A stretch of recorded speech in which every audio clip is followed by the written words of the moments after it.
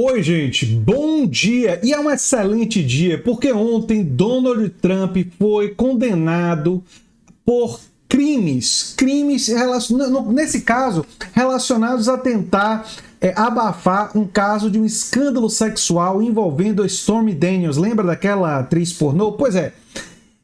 E o Donald Trump foi condenado, mas ele está acusado de outros crimes. Aí eu fico me perguntando se o Bolsonaro vai chorar. Porque o Bolsonaro tinha aquela paixão, assim, doentia pelo Donald Trump, sabe? Aquela admiração. Ele olhava para o Donald Trump como, assim, o mito dele, a figura que ele mais admirava, né? E agora está condenado. Inclusive, eu lembro dos filhos do Bolsonaro pedindo para os Trumps e o filho do Trump, a galera do Trump lá, tentar ajudar os Bolsonaros aqui no Brasil com os processos deles. E eu disse à época que o Trump tem mais coisa com que se preocupar com seus próprios processos criminais. E, dito e feito, agora foi condenado. A outra questão é, e aí, justiça brasileira? Estão dormindo no ponto, hein? Alexandre de Moraes, Supremo, tá na hora de acelerar, dar celeridade a esses indiciamentos aí do Bolsonaro. A Procuradoria-Geral da República e a Polícia Federal diz que a investigação do golpismo já está no seu final, mas já passou da hora de indiciar esse povo e, em alguns casos, inclusive, ver a possibilidade de prisão preventiva e processar, julgar esse pessoal por crimes contra a democracia brasileira. Aliás, um dos crimes que o Trump também está acusado tem a ver com a ameaça à democracia. Os paralelos dessa turma são enormes, é muito paralelo. Bem, o Donald Trump criminoso, o que é que acontece agora? Ele está condenado, ainda espera a sentença, mas ele não deixa de ser candidato. Eu vou explicar isso em mais detalhes, né? Ele é o primeiro ex-presidente condenado por questões criminais, né? Ele foi condenado por um júri de 12 nova-iorquinos em todas as 34 acusações de falsificação de registros comerciais para encobrir um escândalo sexual que ameaçava sua ascensão à presidência em 2016. Pois é, abafou um caso ali, né? O caso que considerou Trump o criminoso foi repleto de descrição de acordos secretos, escândalos de tabloides e um pacto no Salão Oval. E ele também está acusado de outros crimes. Vamos ver os outros crimes que ele está acusado. Porque tem um desses crimes que tem paralelos muito importantes com o Brasil. E por isso é importante a gente destacar. Trump enfrenta outros 3 casos criminais, 2 federais relacionados ao manuseio de confidenciais e aos esforços para reverter a eleição de 2020. E um caso estadual na Geórgia sobre interferência eleitoral. Nesse caso da Geórgia, o Trump produziu um monte de provas contra ele.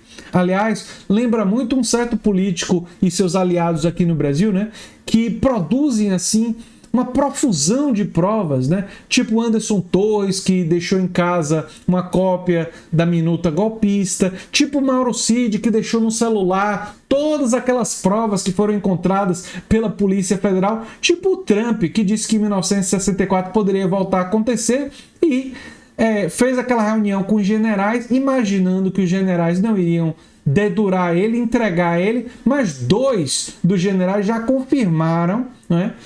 O do Exército e o da Aeronáutica, que foram apresentados a um plano golpista. E isso, sem dúvida nenhuma, consta na investigação da Procuradoria-Geral da República. E quem disser aí nos comentários que tentar golpe não é crime, eu quero perguntar para essas pessoas se tentar roubar banco é crime, se tentar matar gente é crime, se alguém tentasse matar algum membro da sua família, você ia achar crime? Eu acho que sim, né? Então, dizer que tentativa não é crime, reveja. Porque se algum bolsonarista ver esse vídeo e vier com esse papinho furado, já vai embora com o papinho furado. Já pega o papinho furado, enrola e manda, sabe, naquele lugar.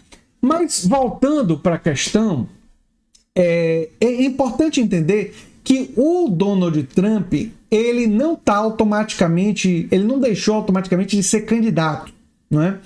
Porque nos Estados Unidos, eu acho que os pais fundadores e o pessoal do Congresso não imaginavam, não tinham sido preparados para a extrema-direita. Eles não imaginavam que um candidato à presidência condenado pudesse ter chances eleitorais. Mas o Trump tem chances eleitorais. Tem chances eleitorais.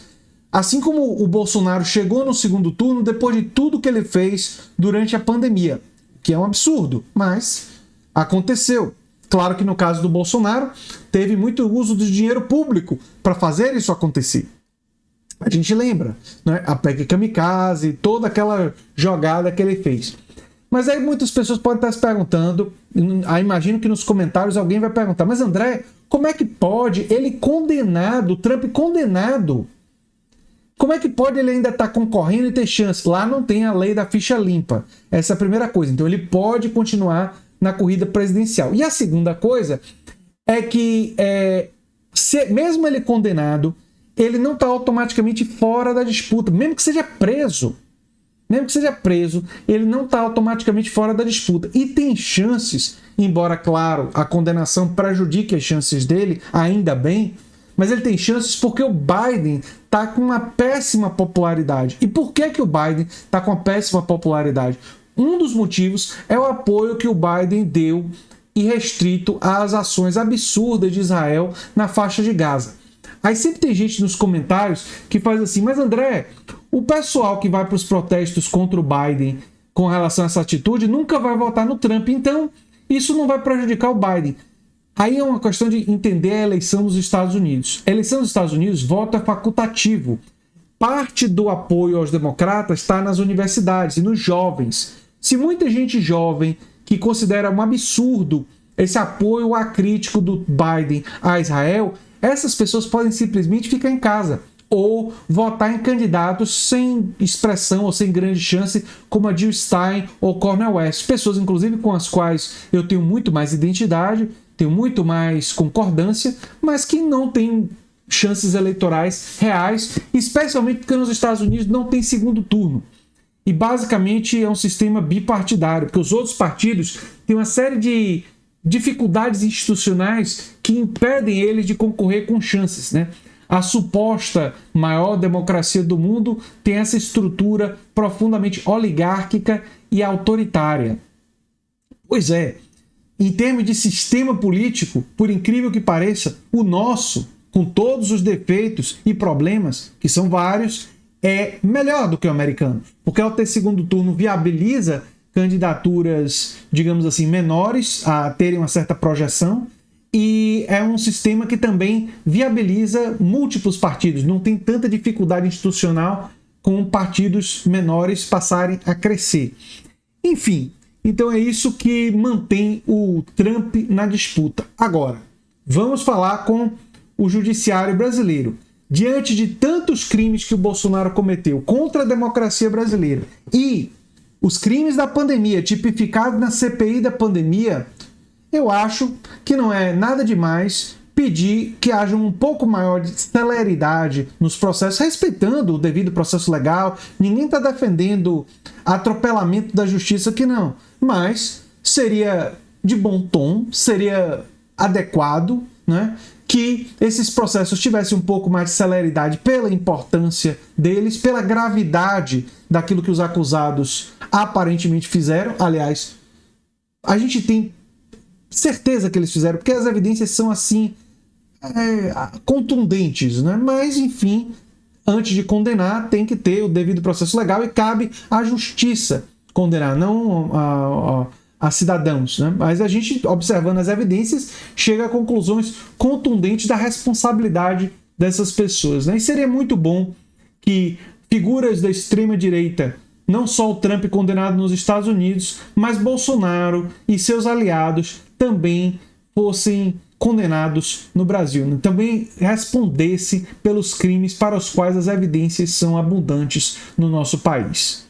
É uma porrada na extrema-direita essa condenação, sem sombra de dúvidas, mas claro que a tarefa de derrotá-los ainda só começou e não se pode se iludir em relação aos Estados Unidos, porque mesmo com essa condenação é provável que o Trump, como tem um apoio muito sólido na base do Partido Democrata, que seria o partido que teria que tirar ele da eleição, e provavelmente, ou o Partido Republicano, desculpe, o Partido Republicano, é porque os democratas e republicanos às vezes são tão corporativos que eles se confundem, mas ele tem uma base tão sólida no Partido Republicano, o Trump, que é pouco provável que o partido retire a candidatura dele. E com isso, ele deve permanecer candidato. Teremos que ver também se ele vai receber outras condenações, porque aí, se ele for condenado dos outros processos, talvez o Partido Republicano resolva retirar a candidatura do Donald Trump.